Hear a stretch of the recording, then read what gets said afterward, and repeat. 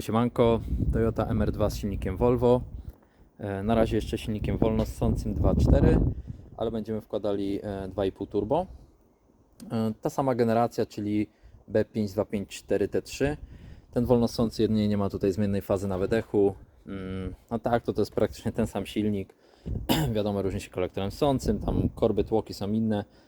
Wał jest z mniejszym skokiem, ale cała reszta do przymiarki, także jest to samo, także to można było wszystko przetestować.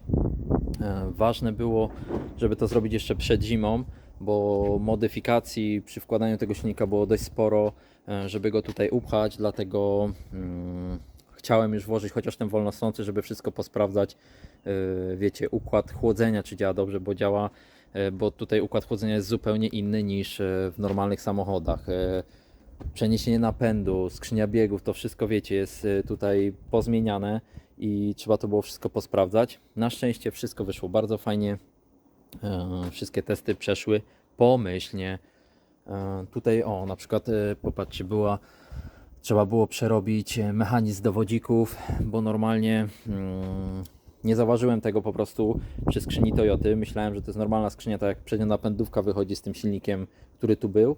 A się okazało, że ona właśnie przy skrzyni ma ten taki mechanizm, który przekłada te obroty, te ruchy z wodzików, nie? Czyli tutaj miałem, jak podpiąłem bezpośrednio wodziki do tej skrzyni, to po prostu wszystko było na odwrót. Zamiast jedynki wchodziła szóstka i tak dalej, nie? Także trzeba było dorobić coś takiego i też to fajnie się sprawdziło, wszystko działa. Ogólnie trochę żal wyciągać tego silnika, no bo wolnossąca 5-cylindrówka brzmi po prostu obłędnie.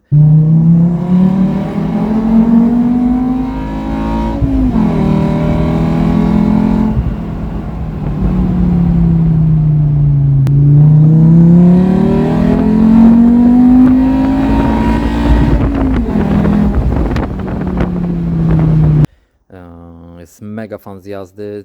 Co prawda jest bardzo słaby, ale efekty dźwiękowe są po prostu zajebiste.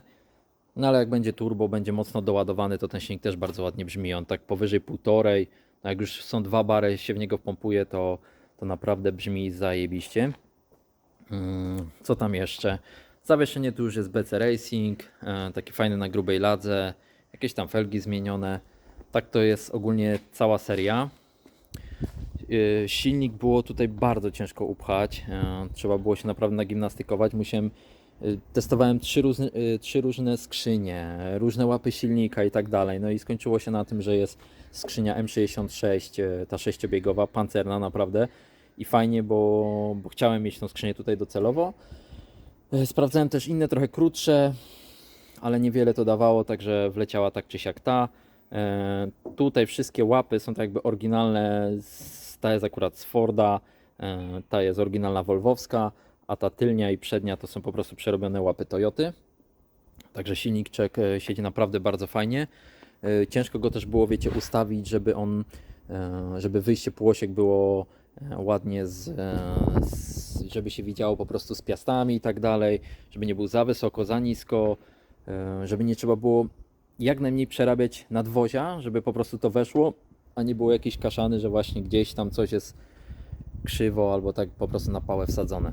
Trzeba było tam ściany grodziowej trochę wyciąć, ale z tym wolnossącym silnikiem inaczej by nie weszło, ale z silnikiem turbo, jak zrobię własny kolektor, to teoretycznie mogłoby to tam zostać, no ale tak czy siak musi być rewizja, bo nie dałoby rady wymienić nawet filtra oleju.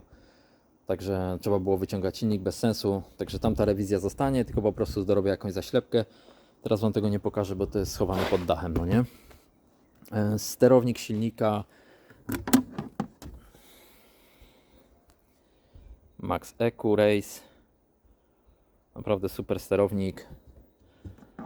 Szybki, kontrola stółków, to wszystko jest tutaj naprawdę na poziomie. Jedyne co tutaj wejdzie, jakaś modyfikacja, to po prostu w miejsce radia wejdzie jakiś taki mały tablecik, żebym mógł zamiast fizycznych przycisków robić, to po prostu włączanie tych launch kontroli, antylagów, to wszystko będzie z tablecika, no i będzie można podglądać parametry silnika bez jeżdżenia z laptopem. No bo teraz jedynie telefon ale telefon jest po prostu za mały i nie widać tego, co się tam dzieje, szczególnie jak się przykłada do pieca. No i co? I tyle. Co do układu dolotowego, finalnie jeszcze nie wiem, czy będzie mokry intercooler, wymiennik właśnie woda-powietrze, czy zwykły. Zobaczymy. Początkowo miał być właśnie ten wodny, ale teraz no zobaczymy. Zobaczę, jak to będę wszystko jeszcze raz rozbierał. Wtedy zapadnie decyzja, czy robimy taki, czy taki, bo też często robię intercoolery takie customowe do Volvo. To może na bazie tych rdzeni też bym mógł sobie zrobić zwykły intercooler i powinno to śmigać. Pokażę Wam, jak mniej więcej będzie wyglądał dolot. O, w ogóle Toyotka się nazywa SpongeBob, mały żółty drań. A kolektor, czekajcie, a był. Czekajcie, postawię to sobie, pyk. O. Kolektor będzie wyglądał mniej więcej tak. To jest taka podstawowa wersja na razie. Tylko po prostu pomierzyłem to, co się tam powinno zmieścić i mniej więcej będzie miał taki kształt. W środku to wygląda tak, takie lekkie trąbeczki tutaj są zrobione, a z tej strony będzie przyspawany ten kawałek oryginalny kolektora z wyjściami na wtryski. Po prostu tutaj będzie pospawane i powinno to śmigać. Czekajcie.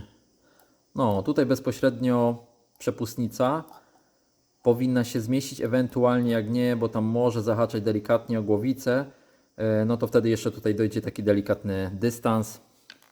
Ale to wszystko, tak poza tym to powinno działać. Jeszcze jakieś wyjścia tutaj będą na różnego rodzaju krótce i tak dalej, nie?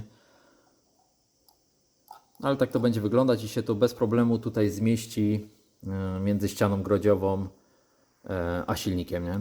Bo normalny kolektor ma wyjście z drugiej strony i tam już po prostu naprawdę by trzeba było wyciąć element konstrukcyjny nadwozia, żeby się to zmieściło, także bez sensu. Poza tym i tak te intercoolery, znaczy nie intercoolery, tylko kolektory ssące fabryczne nie są zbyt mocne, bo tam tak do 1,5 bara, 1,4 bara, no to jeszcze wytrzymuje, ale powyżej potrafią pękać, rozrywać się.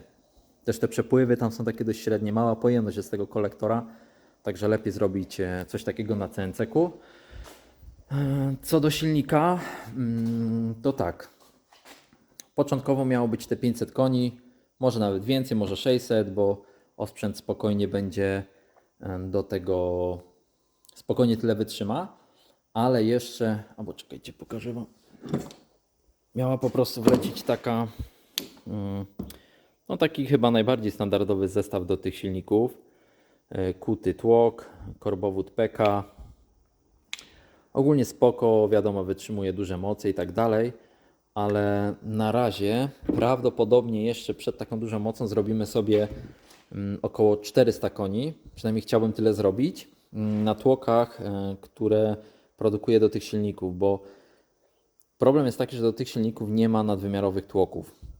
Ja od jakiegoś czasu robię takie tłoczki 83,5 mm na stworzeń 21 mm i według mnie spokojnie tyle wytrzymają, no ale wiecie, wolę sobie to sprawdzić na swoim silniku, a nie żeby ktoś tam potem testował i się mu silnik rozleciał, nie? Raczej bez problemu wytrzymają taką moc, bo ma wytrzymałość co najmniej z seryjnego tłoka.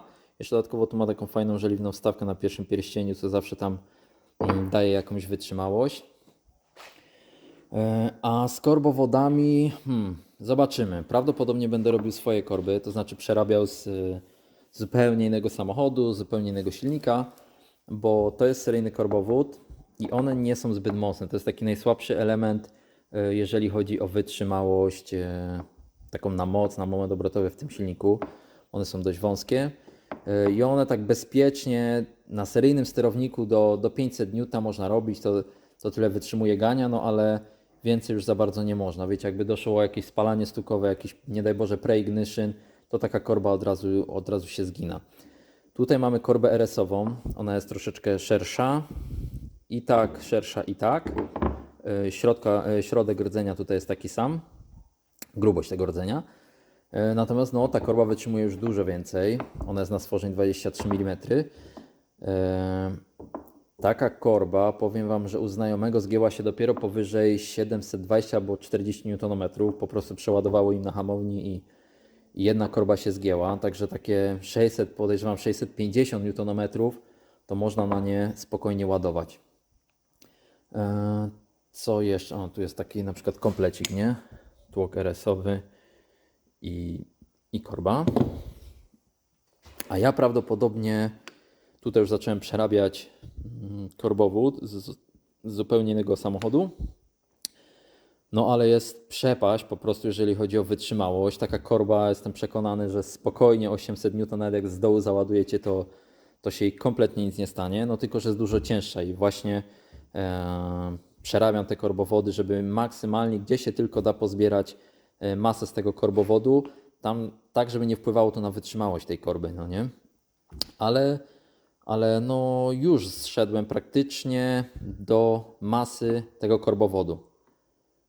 Czyli zestaw z tłokiem może będzie ważył tyle, co zestaw RS-owy, a może będzie nawet trochę lżejszy, a korbowód będzie o wiele bardziej wytrzymały. To jestem tego w 100% przekonany. To jest bloczek do mojej Toyotki. On już go sobie zamknąłem na seryjnych tulejach. Będzie rozwiercony. Tutaj nie ma się bać, nie ma się co bać, jeżeli chodzi o robienie mocy. Tam u tego właśnie ziomeczka, co skrzywiło kiedyś korbę, on lata właśnie na takim bloku rozwierconym na 83,5 mm, na takich tłokach i korbie i ma tam grubo ponad 600 koni, 800 N teraz na fabrycznych tulejach, dodatkowo rozwierconych. Także to jest z bloczkiem tyle. Mega zaletą cienkiej żeliwnej tulei jest to, że to super oddaje temperaturę do płynu chłodzącego. Czyli nie trzeba luźno pasować tłoków. Można je pasować naprawdę bardzo ciasno, jak na taką dużą moc i samochód się nadaje do jazdy na co dzień. Te tłoki się nie zużywają na niedogrzanym silniku, a przy pałowaniu ta stabilność termiczna jest bardziej zbliżona do tłoka, niż jakbyście mieli grubą żeliwną tuleję, czy już nie mówię jakąś mokrą tuleję, która jest, wiecie, mega grubym żeliwem i bardzo słabo oddaje temperaturę. Całe to ciepło idzie w tłok, idzie w głowicę, nie ma to gdzie uciec, no nie? Tutaj to oddawanie ciepła jest naprawdę genialne. A jeżeli blok jest zamknięty z góry, nadaje to super sztywności i całej konstrukcji bloku, czyli takie na skręcanie, no i też tuleja nie ma możliwości, że będzie wibrować, że coś będzie pękać i tak dalej. Także to jest fajna sprawa.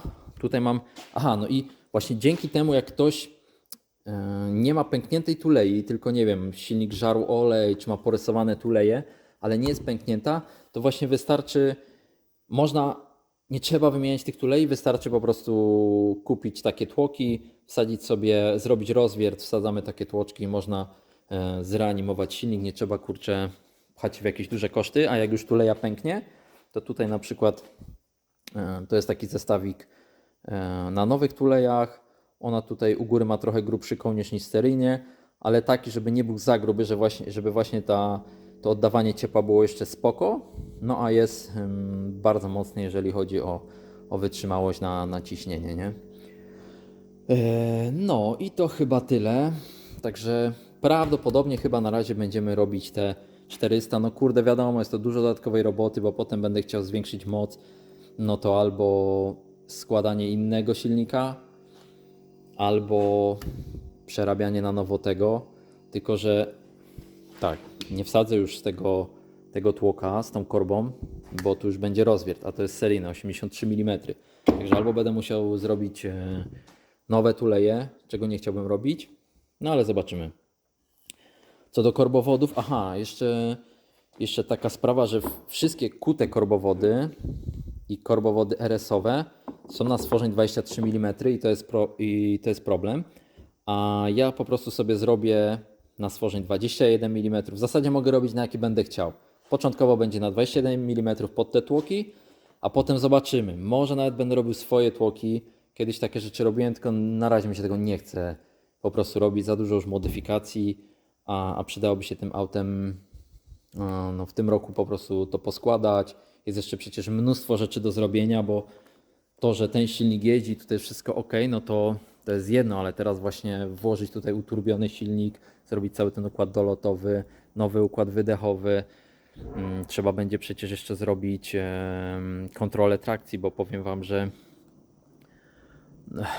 jazda, jak to będzie miało 500 koni, podejrzewam nawet 400, to już będzie się tym naprawdę ciężko jeździć.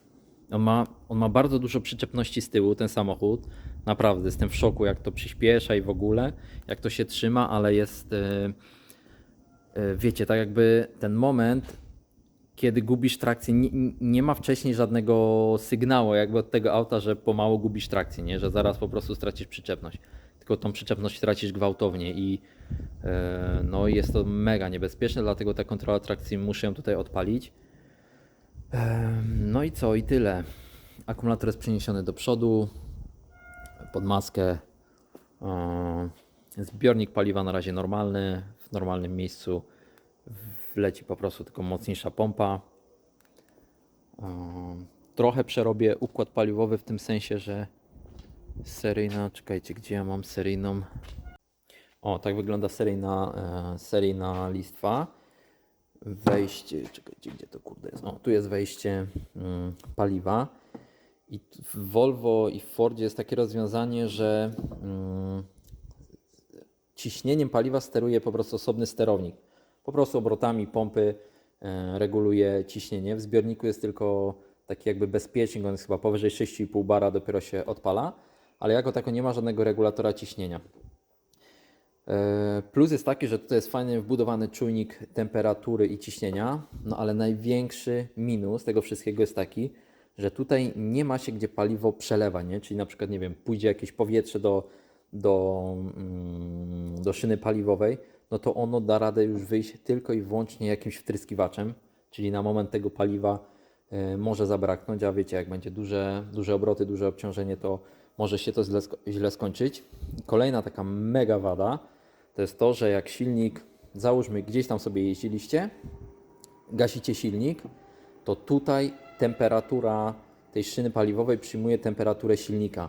Tutaj jest ponad 80 stopni, ma paliwo w środku i paliwo już zaczyna gazować i normalnie mega rozjeżdżają się w momencie odpalenia, dopóki silnik tak jakby nie przepali,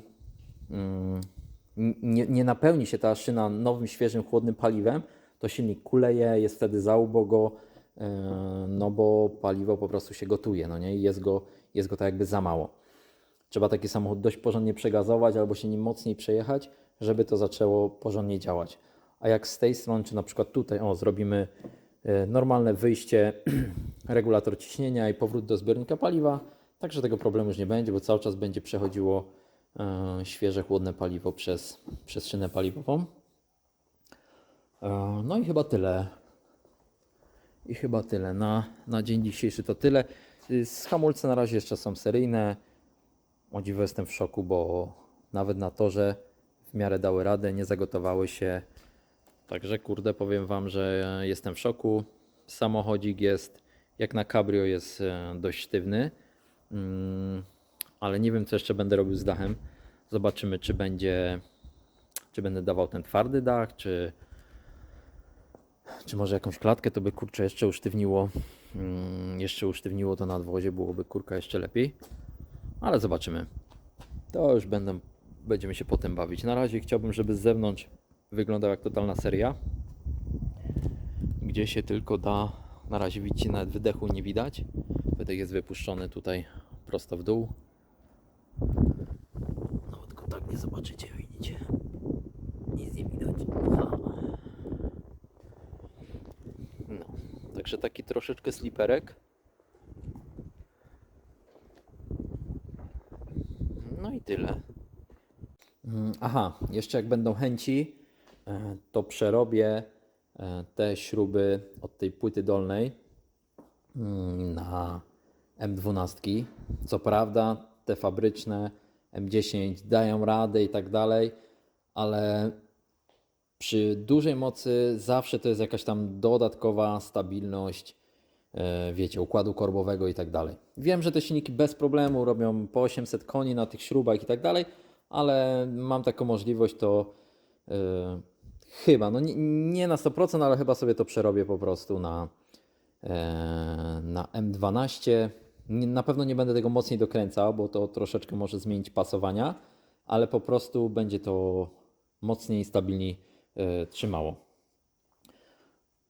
No i tyle. No i w następnym będę po prostu wrzucał jakieś tam aktualizacje robił z Toyotką, jak tam pracę. Co do tego silnika, to on może jeszcze posłuży mi właśnie jako doprzymiarek i kolektora ssącego, tego CNC. Może kolektor wydechowy, turbinę, już wszystko sobie poprzymierzamy na tym silniku, póki on tutaj siedzi. No a potem pach, podmianka tego już pieca docelowego i będziemy śmigać. Nara.